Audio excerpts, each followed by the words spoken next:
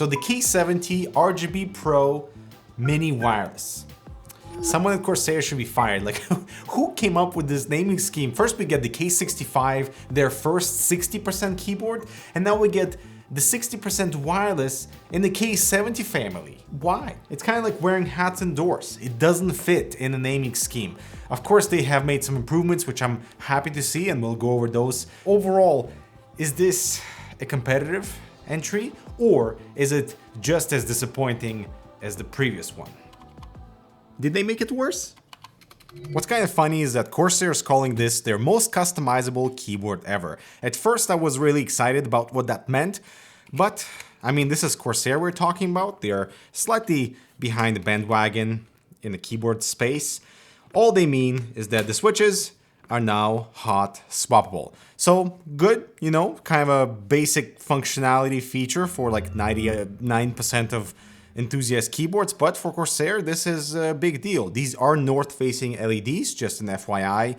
This is a standard bottom row layout with double-shot PBT keycaps with nice texture and of course that nice sharp font, but the LEDs are slightly dim. This is a wireless keyboard after all. Now the thing is, even if you were to swap out the PBT keycaps for something else, you do lose out on all the secondary functionality that is available with this 60% layout. So in terms of choosing your Bluetooth devices, the secondary mouse controls, or the media controls as well.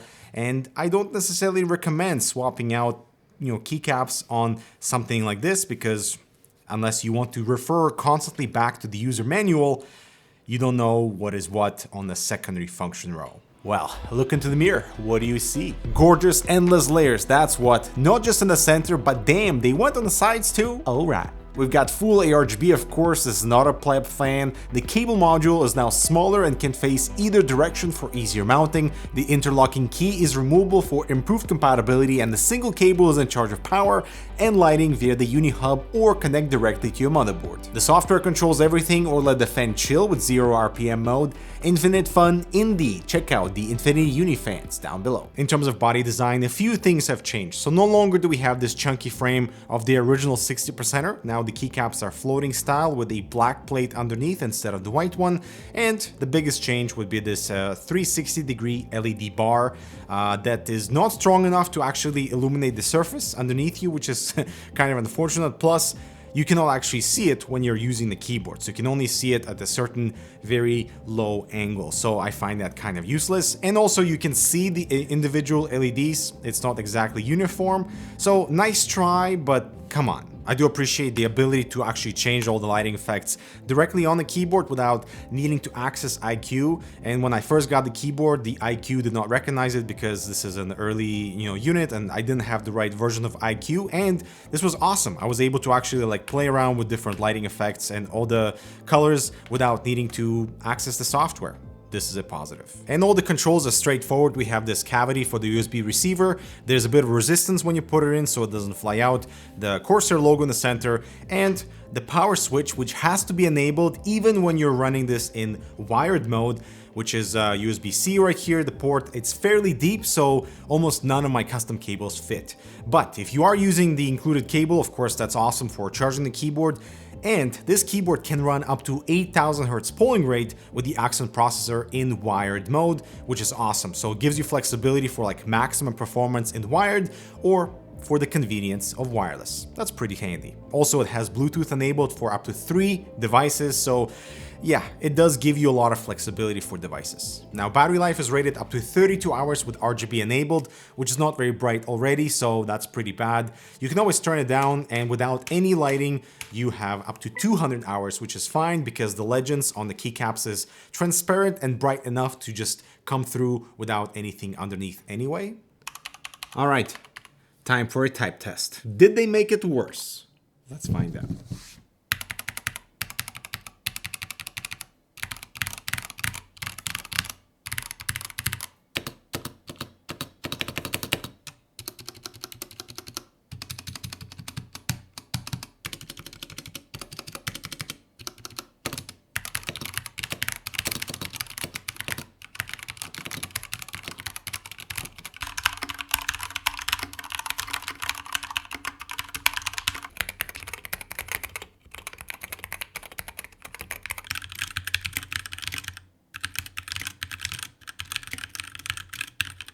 So as you heard, I'm not sure what's happening with Cherry, but these switches don't sound that great. Not sure what's happening with their quality control, even though these are rated for 100 million clicks.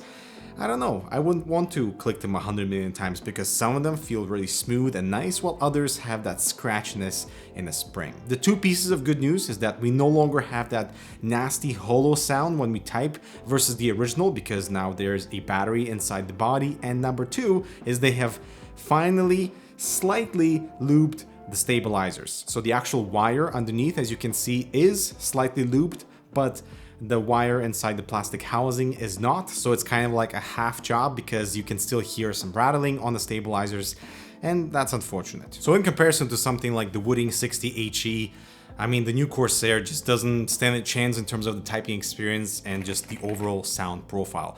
That's unfortunate for a keyboard that is $179. So yeah, that price point of $179. What is the gaming experience like? I mean, it's a wireless keyboard. It's very convenient. It wakes up fast. Every time you power it on, the enter will light up depending on the battery status. So you kind of have that immediate visual, which is great. And obviously, you know, if you press caps lock and when it's activated, you can change the color when it's set. So you know when caps lock and other things are activated around the keyboard. But it's wireless, $179 keyboard, 8,000 hertz polling rate does not matter with these switches. I feel like, you know, you have to go really short actuation and travel for 8,000 hertz to matter, and like for you to actually feel speedy, because even though these are MX speed switches, they don't feel that great anyway. Playing some of my most recent games, I have not encountered any issues with regards to the wireless signal, with regards to using this keyboard in wired mode either. No issues with IQ, nothing crashed, everything is working as it should. But I think the main competitor to the K70 Mini would be the ROG Falchion and the Black Widow V3 Mini Hyperspeed from Razer, just because those are the two most recent smaller keyboards, even though those are 65% keyboards and they have their own advantages because of the dedicated arrow keys, and here you don't. It's actually the first wireless 60% keyboard that has come across into my space, so that is its only advantage, as otherwise I would say perhaps look elsewhere for the other wireless 65% keyboards, you know? I actually find it quite strange that Corsair is bragging about this being the most customizable keyboard ever, just because they've done hot swap switches in the past, they've done standard bottom row in the past. This just being a wireless iteration of it in terms of being able to work at 8,000 hertz in wired mode, having the wireless functionality with their dongle and 3 Bluetooth devices. So in that sense, it's more of their most feature-packed keyboard, not the most customizable. So perhaps their wording and marketing is just messed up, you know? And so that is the K70 Mini. Let me know what you think of it in the comments below. I'm Dmitry. Thanks so much for watching. I'll talk to you in the next video. Corsair. Maybe next time.